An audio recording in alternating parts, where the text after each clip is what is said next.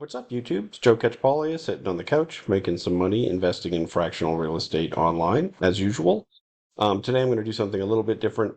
Instead of showing you properties that I might look at and thinking about investing in, I've been doing some analysis on one that I own a significant number of tokens in, and that that the co-owners have continually voted on, should we sell it? Should we change management?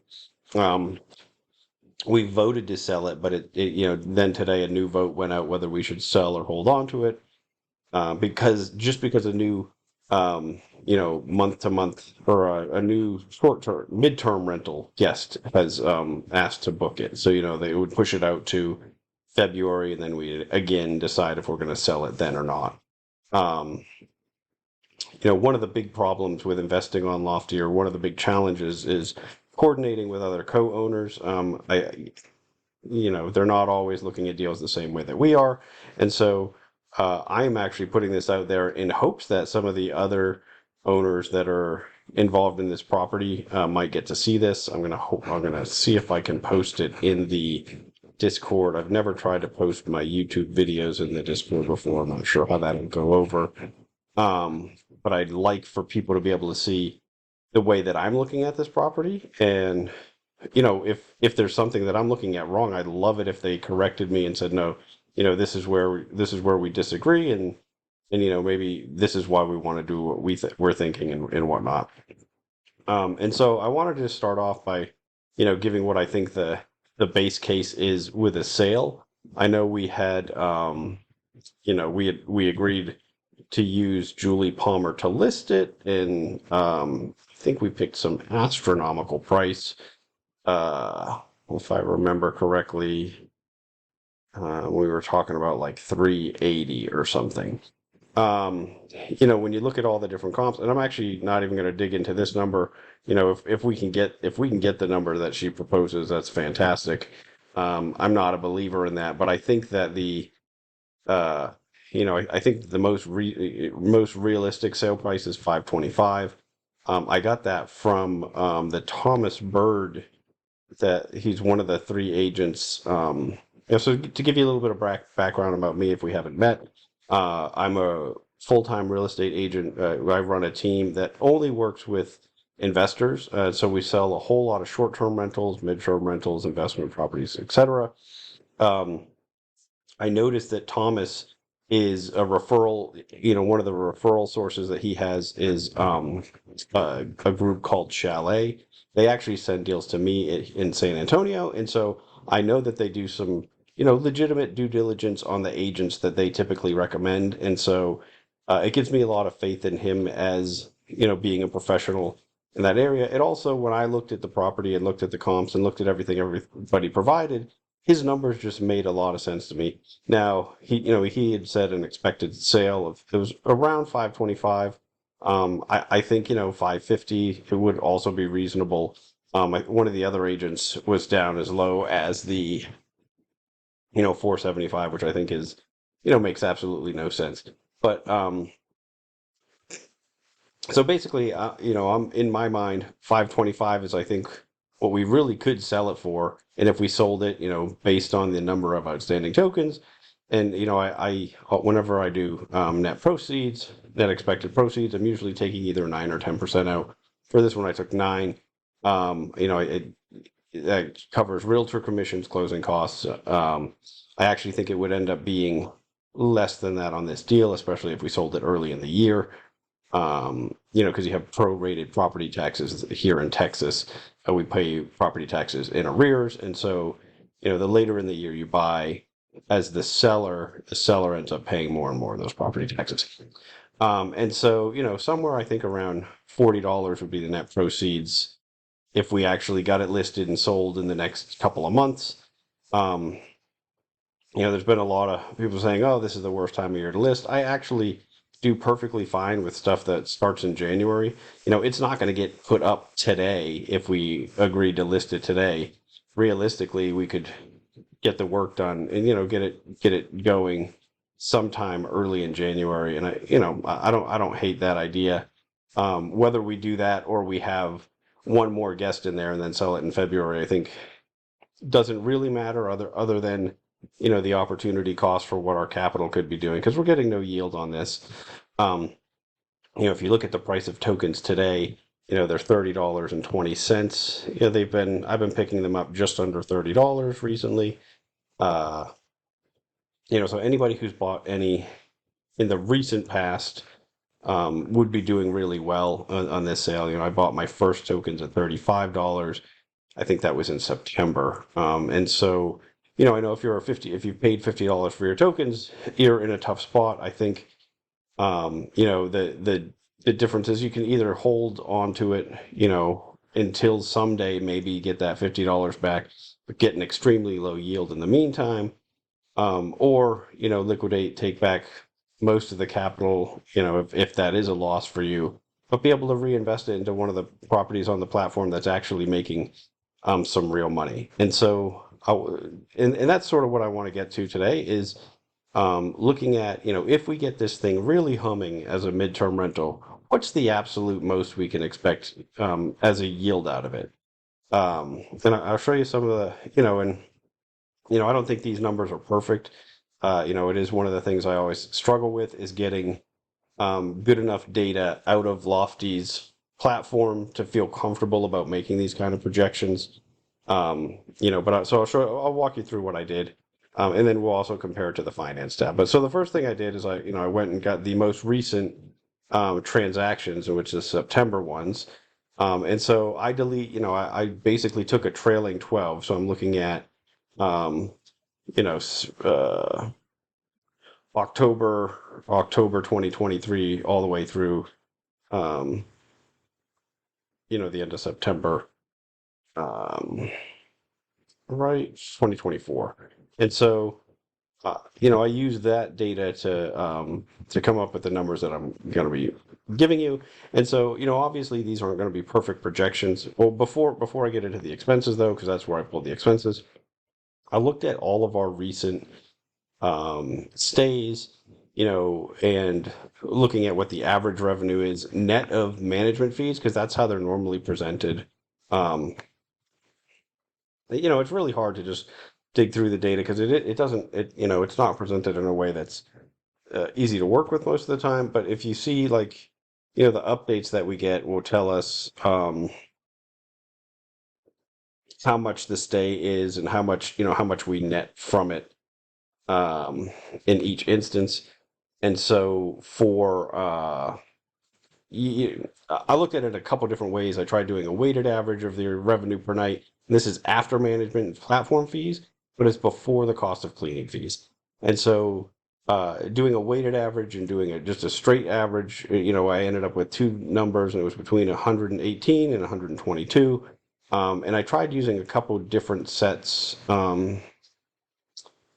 I don't know if some of the older ones are really as applicable because it feels like we're getting, maybe they're sort of hitting their stride. But anyway, I used, as I say, 120 per night that it's full is what we're netting basically um, after the property management fees and after, uh, platform fees. And so if we get that 120 a night, and keep it 95% full. And so I think that's actually kind of an unrealistic expectation. I think that it'll end up being more vacancy than that, because I mean that only gives us 18 days of turnover if we had 9 stays, right? Because we're getting some longer stays. That's only 2 days in between each one. And so I'm trying to give the hold option the benefit of the doubt, right? Like, so what I did on the sales side is say, what do I really think the worst case is? Because I think that 525, I really think that is actually what it would sell for. I don't think, and obviously if it wouldn't get there, we don't have to sell any lower than that. But I don't, I'm not looking at the strongest scenario with the sale, which is, if we get anywhere close to the 6 or 6 plus.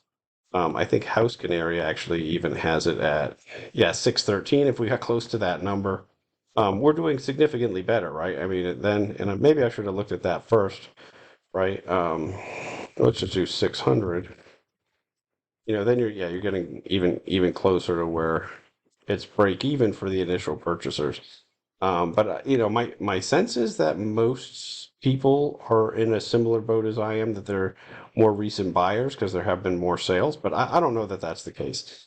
Um, but so I'm trying to give you, okay, this is not worst possible case, but this is a, I'm not trying to inflate the sales side, but I'm trying to give the hold and get a return side that, the absolute best case, because it's the side that I think doesn't make as much sense. And so I'm trying to really, steel man it, basically give it the benefit of the doubt. But so let's say we can actually get to 95% at the 120. It gets you 41,610 in revenue per year. Um, that's after management and platform fees. And then I just did that. It seemed like the cleanest way I could do it because of the way that we're being given the numbers. And when I tried to pull them from the spreadsheet, and it's just not super consistent in the way it's presented. Um, so that's our top line revenue, right? And then we're looking at expenses. Property taxes this year, 10,304. It's actually down from last year, but still, very significant. That's one of the biggest ones. We've got utilities. This includes um, water, sewer. It includes electricity. It includes internet. And so one of the thoughts that I had is, we could look at it as a long-term rental. But I think it was converted to this midterm rental because it wasn't really doing great as a long-term rental anyway. But at least you'd wipe out most of those utility fees, um, your utility expenses. But it's. I looked at that, and I don't want to like muddy the waters too much talking about that. But I don't think we really end up any better doing that. Um, Cleaning fees, I just pulled exactly the trailing 12 cleaning fees. Um, it it feels high to me relative to the amount of turnover, but I'm just using it exactly how it is. Maybe there's some room, for some give in here. This utilities number is actually significantly lower than what they have baked into um, onto the financials tab, but they're often just annualizing single month, so it's not terribly surprising to be far from that. You've got landscaping, which was just $60 a month. Um, your annual legal fee, your insurance, which mine ended up being, it's pretty close enough to theirs, but again, I'm just using the trailing 12, trying to clean it up a bit when I can tell that there's some numbers that don't make a lot of sense. I didn't use their exact repairs and maintenance. I just used a 5% of revenue. It's something that it's just really common to look at in underwriting. I mean, you can change this to zero, and I'll show you that math after I show you the other. It doesn't make it really any more compelling. And so, like I said, I'm really trying to give us the benefit of the doubt on the revenue side, giving very realistic trailing 12 expenses, gets us to a 17,722 NOI, which means that we're getting a yield or the cap rate, however you want to look at it, it's going to be the same because we're unlevered of 3.38%. Um, that's what I think is a realistic number if we really kill it on the revenue side. And let's say, I mean, if you even wanted to go crazy and you turn that to 100%, um, which just makes no sense, and you get rid of the repairs and maintenance number, we're still only getting to like a 4% yield. Maybe you can do some work here and reduce some of these fees. I don't think you're getting anything down to zero, but like, you can be what I think would be like, pretty unrealistic with these numbers and get to, still only get to 4.51% yield. Um, I don't know. I think that there's some owners that think like, oh, if we hold on to this, we just keep letting it go. Oh, we keep, every time we get a new booking, it looks good, right? It's a good chunk of money. But it's not really a very good chunk of money when you compare it to, let me move this over here because I want to undo those. It's not really that much money once we start to compare it to, um, just not doing those things and shrink it back down. when we compare it to, our total capital in this deal, right? I mean, the problem is we have um, a $600,000 property doing maybe 41,000 in top line revenue, and this isn't really top line because again, this is net of fees. But let's say you back that out, and well, and even if we're 60,000 in top line revenue, like for me for buying a midterm rental, here that's still that more than 50% off of what I'd want for revenue. And so why, the question might be like, well, why am I even in this deal, right? Well, I've been buying it because at $30 per token, we're getting a huge discount to the sale price, right? Like a huge discount on value. So we can keep buying equity into this. Um, but it doesn't, I'm going to end up turning into a net seller if it feels like we're going to hold it for a long time and we can't figure out a way to get a significant amount more yield. And I know there's been a discussion of getting a new manager, and I think that will, if we change the fees structure, maybe if we get another 10K in revenue here. I mean, there's basically, if we look at all of the alternatives on the platform, it's relatively easy to find a property, I think, that you like that has a double-digit yield. I don't picture any way for this property to get to a double-digit yield. Um, and this yield is when I'm looking at this yield, it's relative to this 525 value. If we use the house canary value, or if we use, if we get it up to the 613, I mean, then you get even, I mean, it even gets smaller, right? Like, then it's just ridiculously low. But if you compare it to the $30 token price, and I don't have it set up so that I can do that easy, but let's see, 450.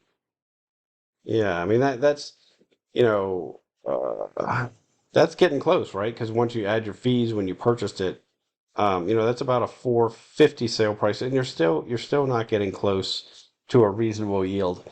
So like if I think some people might be holding on to these thinking um, that, oh well, the token price will come back as soon as it cash flows. But if we're cash flowing at 3.94%, there's not going to be a bunch of people jumping in and buying this up, right? Like, I mean, there's not a scenario where we don't come up with significantly more revenue that makes this make sense as a long-term hold.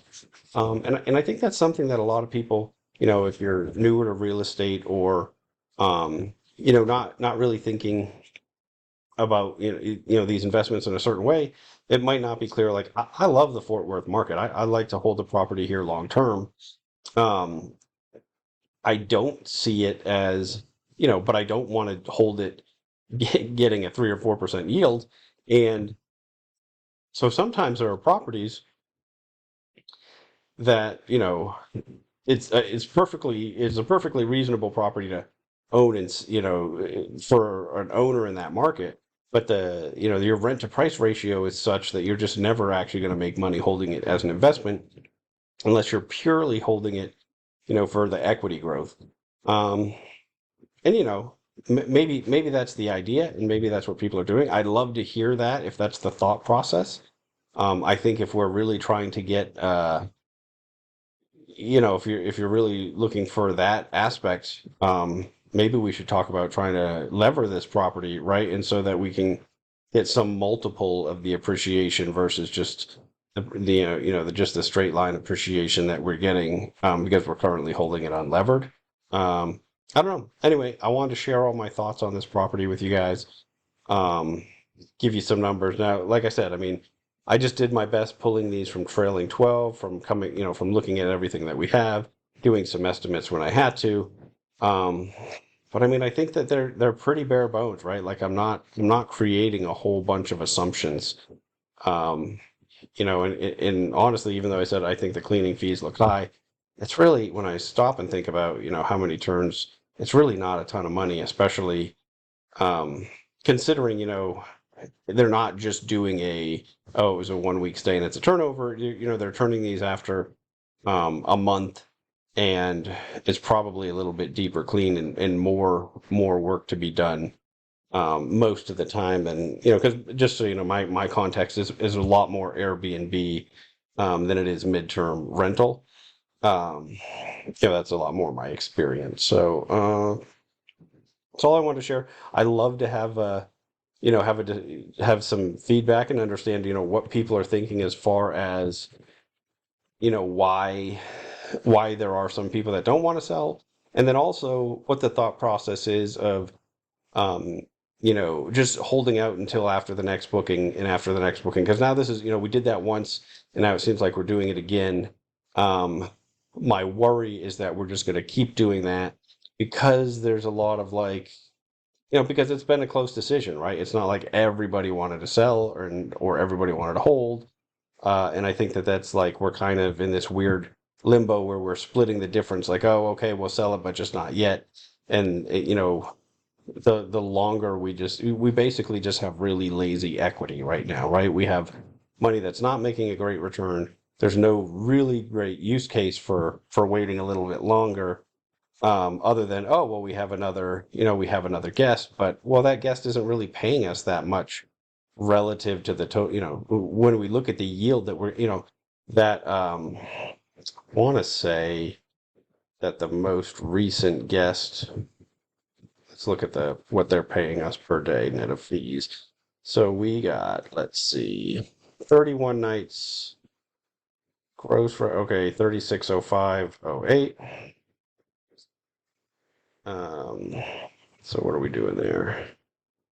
360508 divided by 31. Yeah, 116, right? So they're paying us even less than what I'm using for my number here, right? And so, if we annualize what they're doing for us, we're just prolonging a sale for a 3 or 4% yield. It's hard for me to understand why we'd want to do that. Um, so I just hoping to connect with some other people. I know, a couple other owners do watch this channel, but like I said, I'm going to post it in the Discord as well. Hopefully, this leads to a little bit more detailed discussion with where people are sharing some numbers and thoughts and what they really hope to get out of this property. That's it for me today. If you're new to my channel, like and subscribe. I probably shouldn't say that because I really just want this to go out to the owners, but I am just posting it on there because that's where I post videos. So anyway, until next time, I'll keep making mistakes.